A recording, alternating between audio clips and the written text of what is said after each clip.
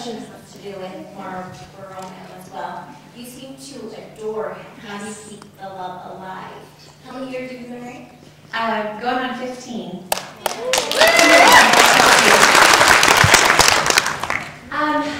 You know, I'm so hesitant to ever give marital advice because who knows anything? You know, who knows what makes anything work? And you know, the two distinct personalities go into every marriage. So what happens for one couple might not work for another.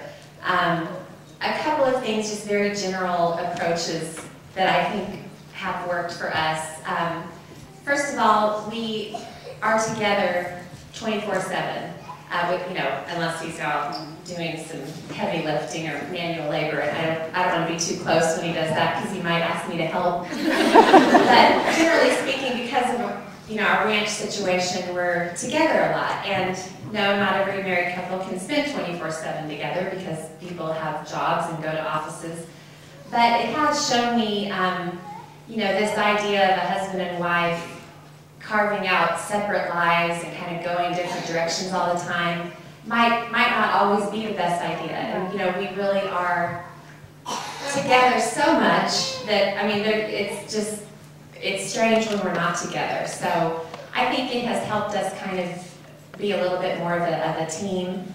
So that's one thing. The other thing, I've just found it's just as easy to wake up and rather than come up with a laundry list of ways he has disappointed me, or what's he done now, or what has he not done for me, to kind of look at it on the other side and kind of always think, look what he's done, look what he's done for me this week, or look how he's supported me, or look how he's helped me.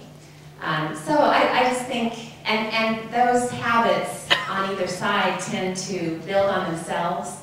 So if you kind of get into the habit of always thinking how you've been wronged, how you've been cast aside or ignored, I don't know what the list is, but then you start to kind of expect that, and you're always kind of on the lookout for any grievances. But on the other side, if you're kind of always looking in the other direction, that builds on itself. So just a couple little tidbits.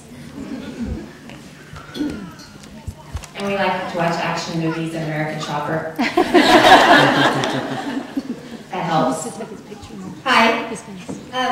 You kind of addressed it in this last answer, but I've been wondering how Marlboro Man feels about your rising fame and these book tours and going to Live You and being gone.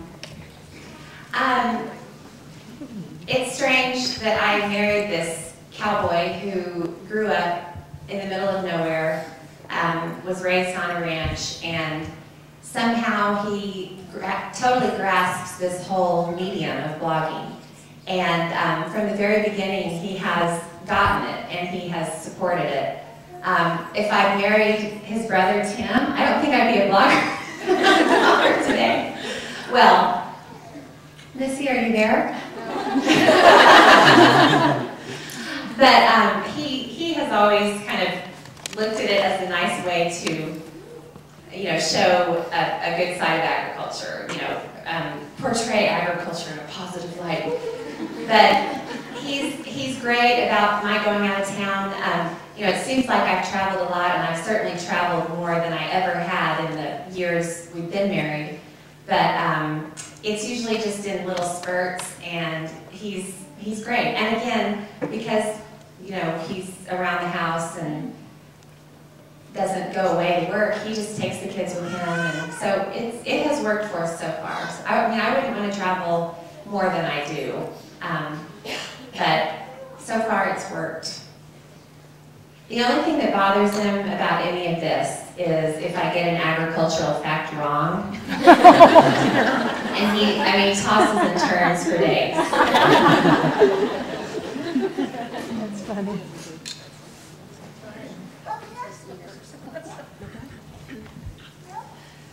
I asked you last time you were here, and for all of you, I will ask again. Please do echo for us. Oh no. Wasn't that the last question? Is this the last question? Can I borrow your static guard real quick? Okay.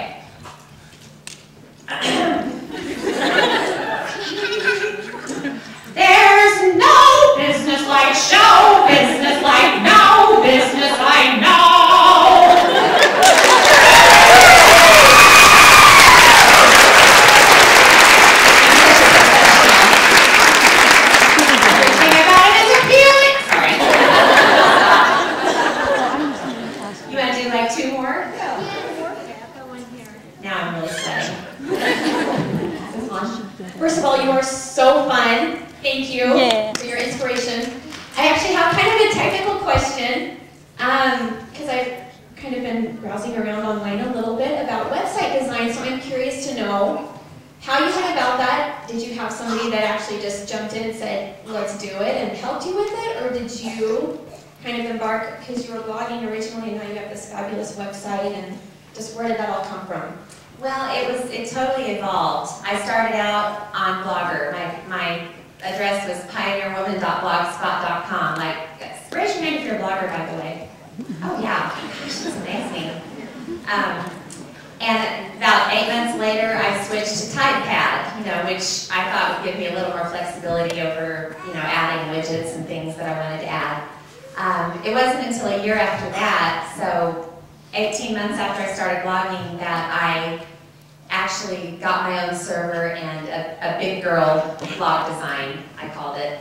And Heather Sanders, who is my homeschooling contributor now, is also a web designer. She's a homeschooling mother in Houston, and she designed it for me.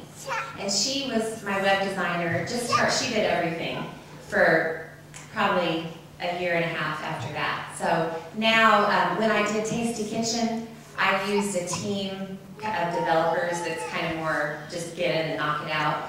And they designed the current incarnation of Pioneer Woman. And they kind of manage my servers, and it's more of a, because I don't know how long some of you have been reading, but does anybody remember when my server used to crash all the time? I went through such a long time where I just crashed constantly, and I'm a very easygoing, contented person most of the time, but that is one thing I would just be like, my server crashed! So they sort of take care of that now. But it's been a complete evolution. I didn't start blogging and have a development team. I had to sort of just figure it out as I went along, what I wanted and what was worth paying money for and what was worth not worrying about. And so, yes. Hi.